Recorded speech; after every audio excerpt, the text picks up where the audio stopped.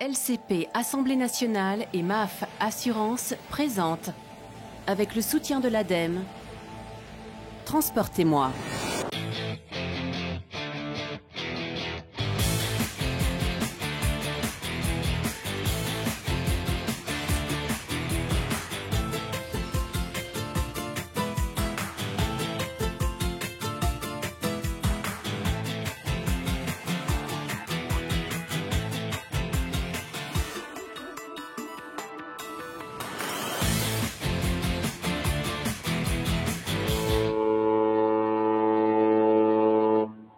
Bonjour et bienvenue dans Transportez-moi. Voitures, motos, scooters sont longtemps apparus comme des objets privés par excellence, voire comme des symboles de reconnaissance sociale.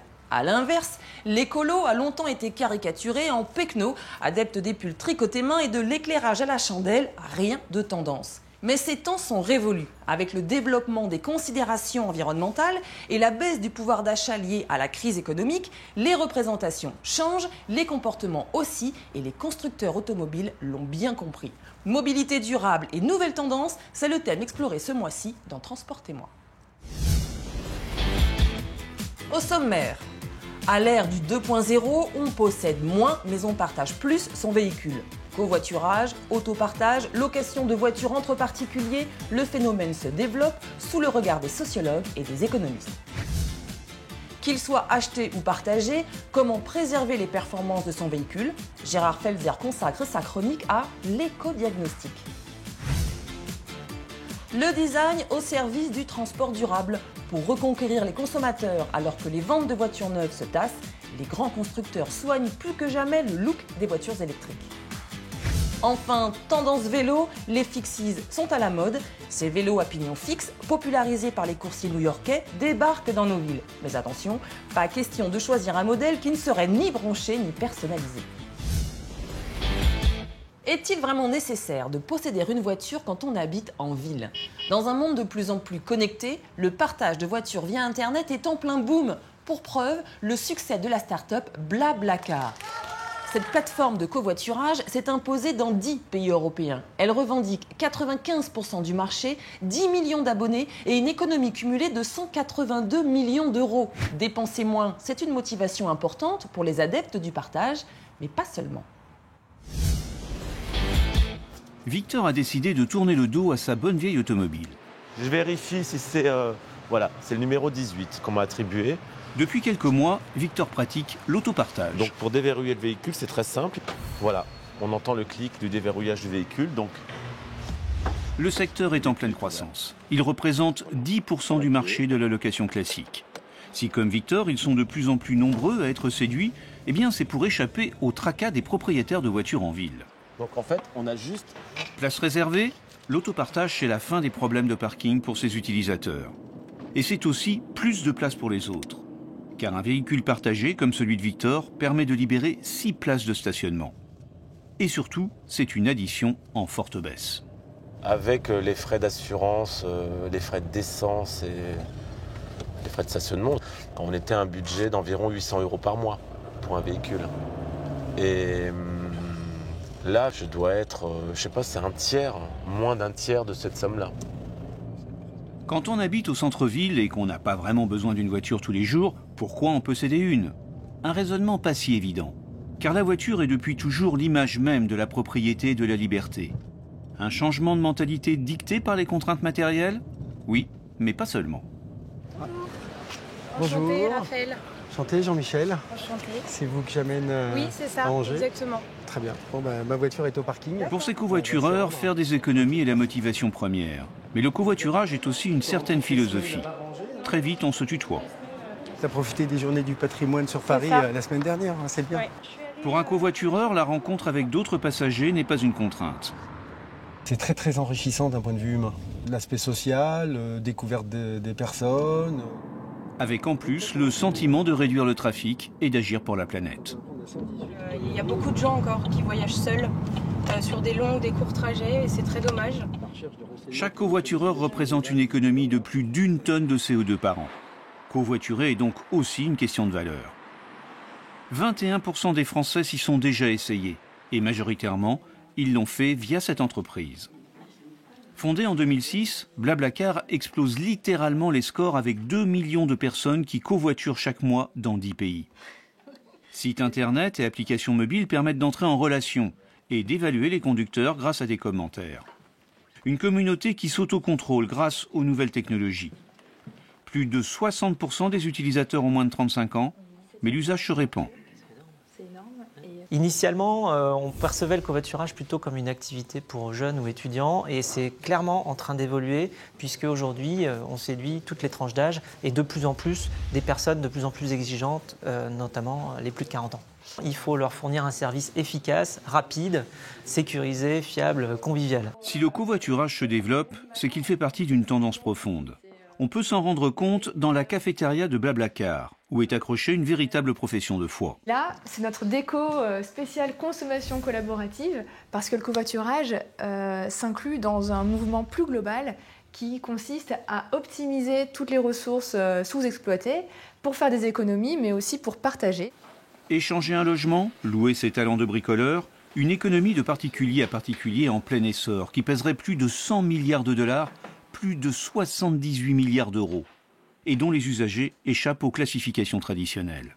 Les profils ne sont pas tant déterminés par des tranches d'âge ou des niveaux de revenus que par une certaine forme d'agilité relationnelle, c'est-à-dire de capacité, d'aisance, de confiance vis-à-vis des autres, d'aisance à se retrouver, à la perspective de se retrouver dans la voiture avec quelqu'un d'autre, quelqu'un qu'ils ne connaissent pas, d'aisance aussi avec l'outil Internet et plus particulièrement le monde des forums, on va dire du web social ou relationnel.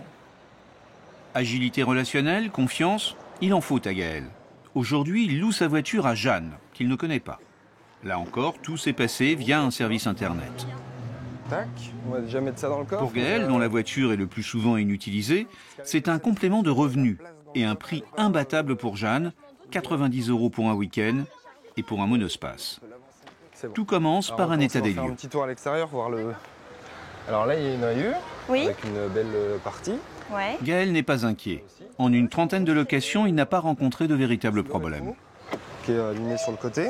La seule séquelle que j'ai eue en location, il manque une poignée là. D'accord. Elle a été arrachée à la première location que j'avais faite. D'accord. Bon, ça va, ils étaient gentils, ils allaient au ski, ils m'avaient ramené du fromage pour s'excuser. Mais un fromage n'est pas toujours suffisant. Alors le site fournit les instructions pour régler d'éventuels litiges. Soit on l'envoie au garage et puis c'est vous qui payez la facture.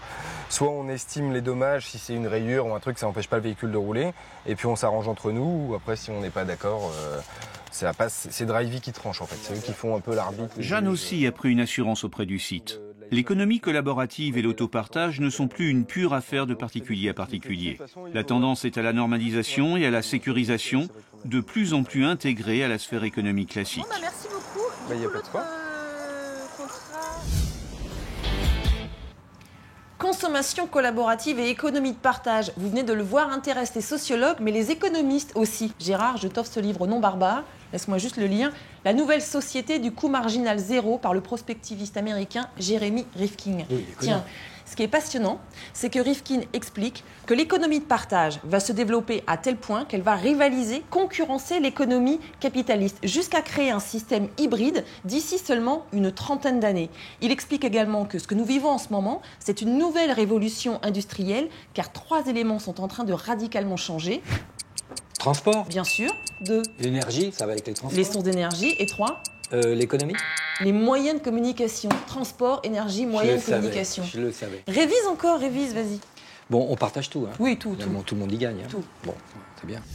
Qu'ils soient individuels ou partagés, 73% des véhicules souffrent, c'est-à-dire ne fonctionnent pas au mieux de leur performance sans que leurs propriétaires s'en rendent compte. L'éco-diagnostic, c'est l'objet de la chronique de Gérard Felzer. Comme la plupart des automobilistes en France, je suis propriétaire d'un diesel et avec l'âge, ça s'entend. Alors, je me pose la question de savoir si j'aimais pas trop de particules, d'oxyde de carbone. Et pour ça, il y a une méthode, un éco-diagnostic. Je vous y emmène.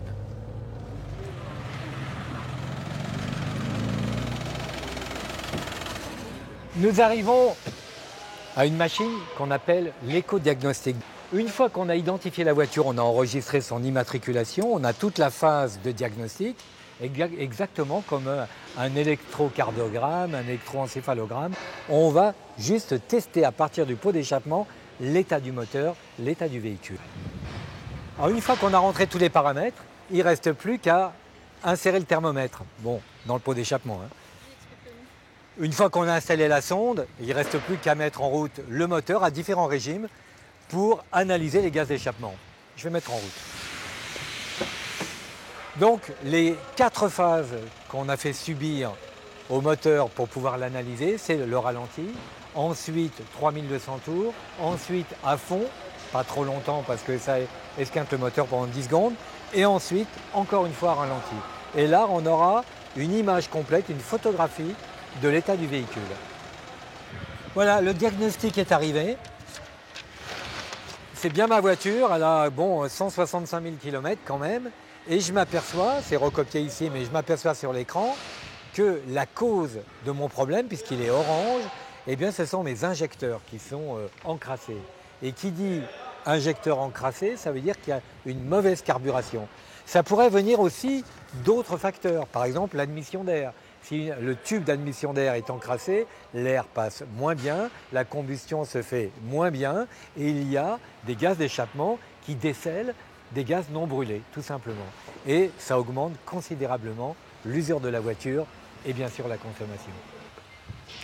Maintenant que j'ai mon ordonnance, mon diagnostic, on va passer à la réparation, à la guérison. Alors on prend un petit appareil ici, puisqu'il s'agit de l'encrassement des injecteurs, et on va la mettre sur la table d'opération. Ensuite, il me suffit d'ouvrir le capot. C'est pas moi qui le fais d'habitude, mais pour la démonstration. Bon, il faut savoir comment ça marche.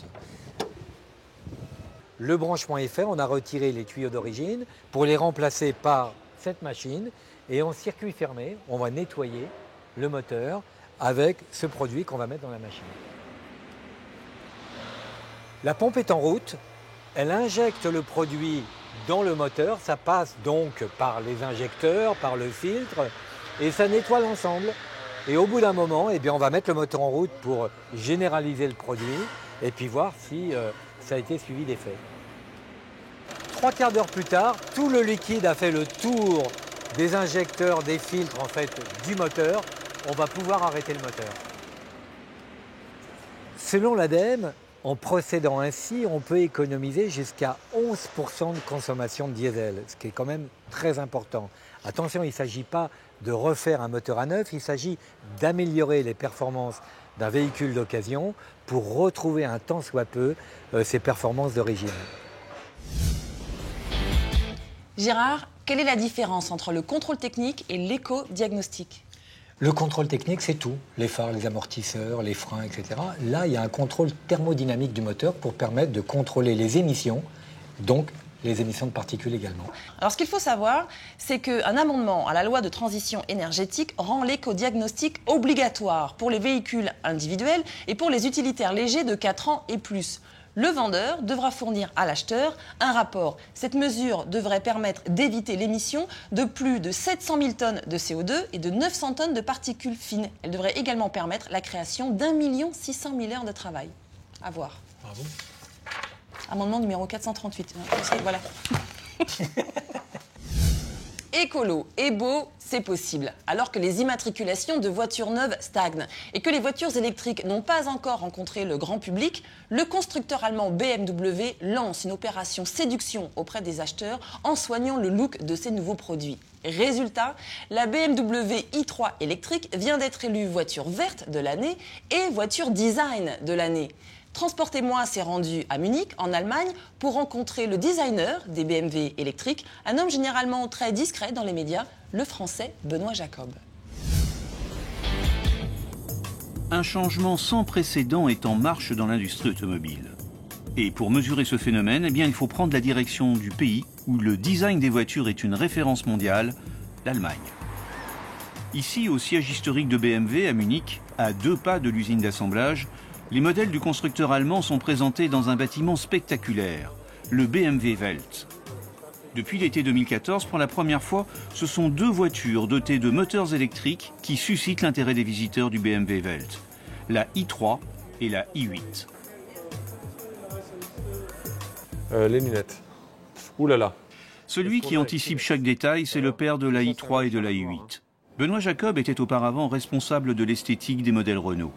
Depuis 2008, ce designer français dirige depuis Munich le département design de BMW i. Alors, quelle formule a-t-il appliquée pour que ces modèles électriques soient enfin désirables? Allez, c'est bon. Le design doit aussi transférer un peu l'idée d'expérience qu'on a à conduire un véhicule électrique, mais ce n'est pas forcément une contradiction avec l'émotion. Prenons la i8, qui est aussi une BMW i, donc qui est un véhicule de sport, qui démontre en fait qu'on peut très bien offrir dans le futur, je veux dire, un véhicule donc, centré sur la mobilité du futur, le développement durable et tout ça, mais qui offre toujours le côté émotionnel, la passion, la beauté, la performance. Et on est, je pense, parmi les premiers à prouver que ces deux aspects, la passion automobile et la responsabilité et le développement durable ne sont pas deux choses antagonistes. L'équilibre entre passion automobile et développement durable, cher à Benoît Jacob, n'est pas facile à trouver pour les constructeurs. Au Mondial de l'automobile, à Paris en octobre 2014, les modèles électriques ont attiré l'œil des visiteurs. Mais, excepté quelques signes distinctifs, la forme des automobiles électriques ne se démarque pas vraiment des voitures thermiques. Pourquoi donc les constructeurs ne font-ils pas davantage preuve d'originalité? À la rédaction du quotidien Le Monde, Jean-Michel Normand observe l'évolution de l'industrie automobile depuis 25 ans. Et pour lui, ce manque d'audace pour les modèles électriques est savamment calculé. Une voiture électrique, c'est un véhicule qui n'a pas encore une crédibilité importante. C'est une voiture qui effraie encore un petit peu. Donc pour rassurer les gens, leur dire, vous savez, c'est une voiture qui n'est pas si différente que les autres, eh bien on fait des voitures électriques qui sont dans des corps de voitures thermiques, pour rassurer. Et c'est ça essentiellement qui bloque le design des voitures électriques. Retour à Munich. Pour éviter que la i3 et la i8 ne ressemblent aux autres voitures, l'équipe de Benoît Jacob a commencé par repenser l'architecture mécanique. Les batteries ont été placées sous le plancher, libérant tout l'espace pour l'habitacle et permettant une plus grande liberté pour le dessin de la carrosserie. Nous avons cherché dès le début à donner à la i3 un caractère au niveau design extrêmement fort. Que ce soit au niveau des proportions, mais aussi au niveau du modelé, des volumes, des détails. Et quelque chose qui suggère d'une certaine façon le futur, qui polarise un peu. Il y a des gens qui vont dire « Ouh là là, c'est pas trop mon style », mais ceux par contre qui adhèrent vraiment adorent et disent « Heureusement que vous l'avez fait comme ça ». Et ça se vérifie d'autant plus qu'une fois que les gens ont essayé la voiture, l'ont expérimentée, disent « Maintenant on comprend pourquoi elle ressemble à ça ». Ces choix techniques et esthétiques séduisent la clientèle de ce type de voiture. Les particuliers qui achètent des voitures électriques sont, on le sait, relativement rares. Sont généralement pas des gens qui ont forcément des convictions écolo chevillées au corps. Ils sont sans doute plus sensibles que d'autres à l'environnement, mais ce sont surtout des gens qui sont des amoureux de technologie, qui aiment être les premiers à adopter telle ou telle technologie, tel ou tel véhicule. Donc essentiellement, la voiture électrique, c'est une voiture pour esthète, si j'ose dire, moins esthète de l'environnement que esthète de la technologie. Les matériaux choisis ont également influencé le design des voitures BMW i. Ces fibres végétales, une fois compressées, permettent d'habiller l'habitacle.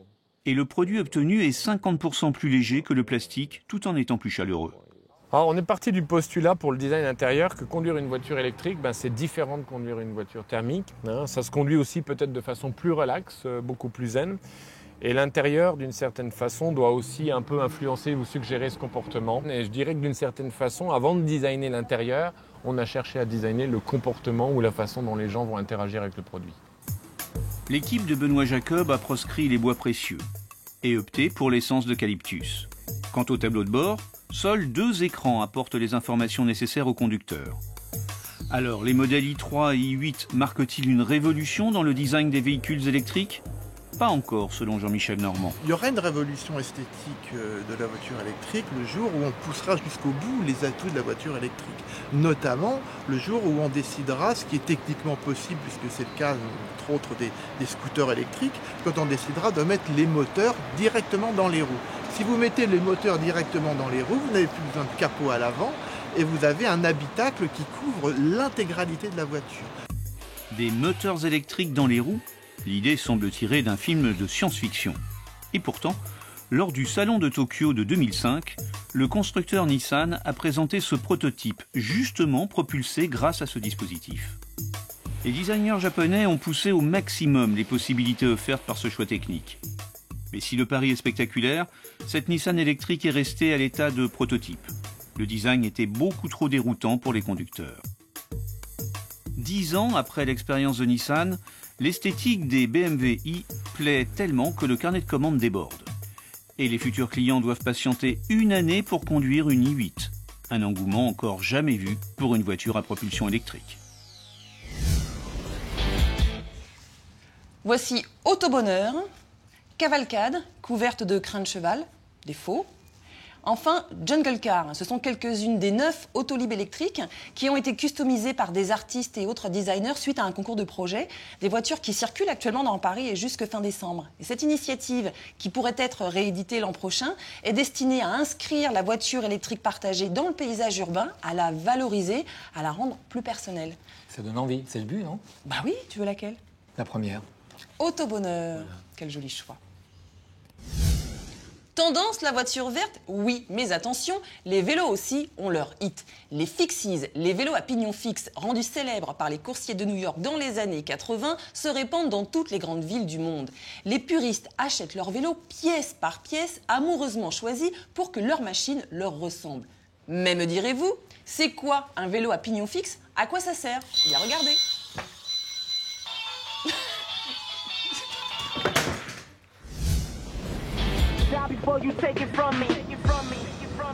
Ce vélo, c'est un vélo pignon fixe. Va dans un sens, mais va aussi dans l'autre. Engrenage solidaire, fixe, pas de roue libre. Voilà, le vélo à l'état pur. Et c'est un vélo qui ne se pilote pas comme les autres.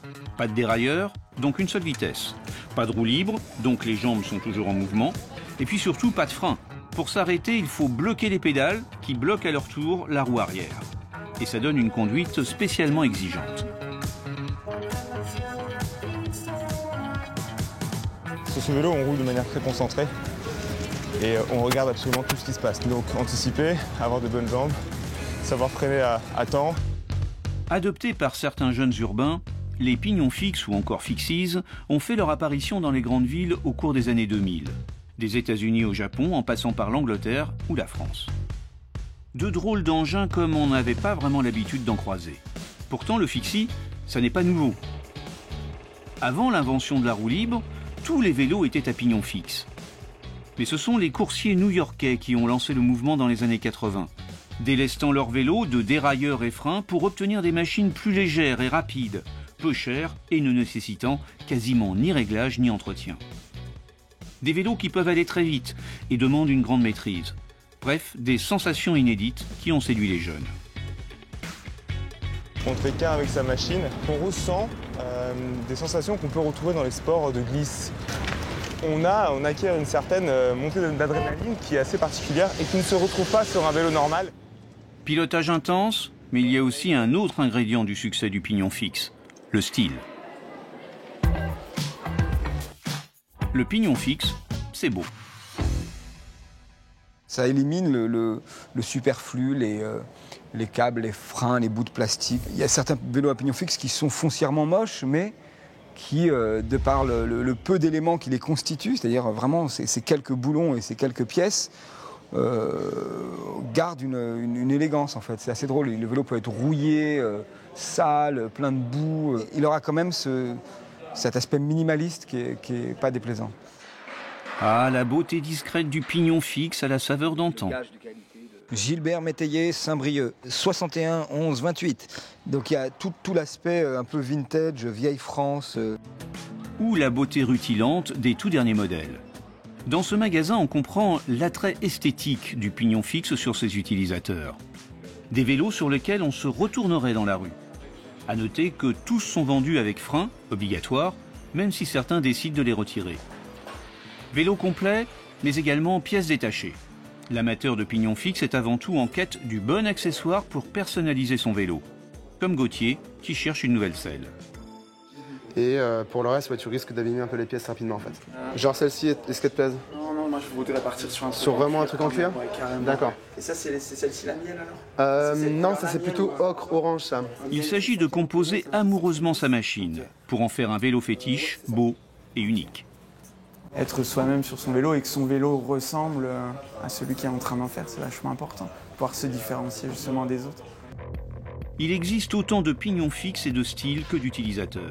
Si le vélo a toujours été synonyme de bonne santé et de jeunesse, avec le fixie, il devient aussi un bel objet, voire un accessoire de mode.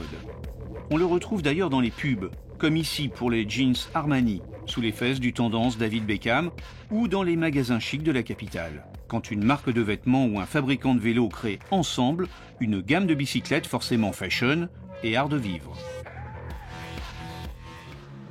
Le vélo n'est pas seulement un véhicule écolo, il peut être beau, très beau. Celui-ci est vraiment exceptionnel, il a été gravé par une artiste française qui s'appelle Christelle Desmurger. Un vélo fait main qui va se vendre à Bangkok pour 10 000 € dans un cabinet de curiosité et qui peut-être ne roulera jamais.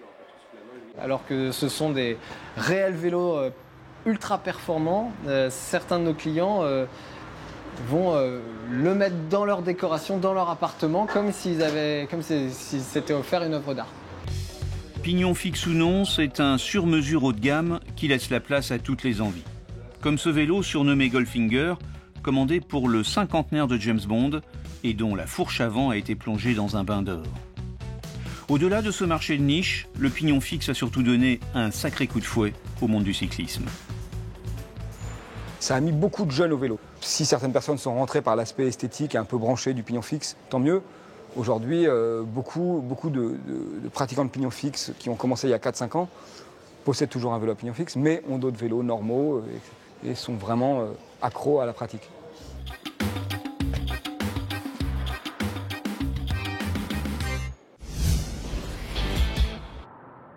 Ce numéro de Transportez-moi est maintenant terminé. Merci beaucoup de l'avoir suivi, mais on se retrouve évidemment sur transportez-moi.fr, comme d'habitude. Sur notre page Facebook et sur Twitter, #Transportez-moi. À très bientôt. À bientôt, Gérard.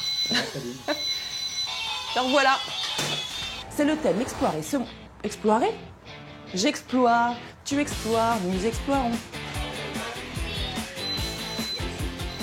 Gérard, la lumière. Allez, on y va.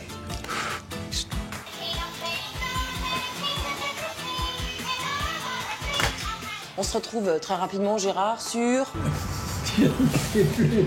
C'est pas comme si on l'avait jamais répété. Non. LCP, Assemblée nationale et MAF Assurance vous ont présenté, avec le soutien de l'ADEME, Transportez-moi.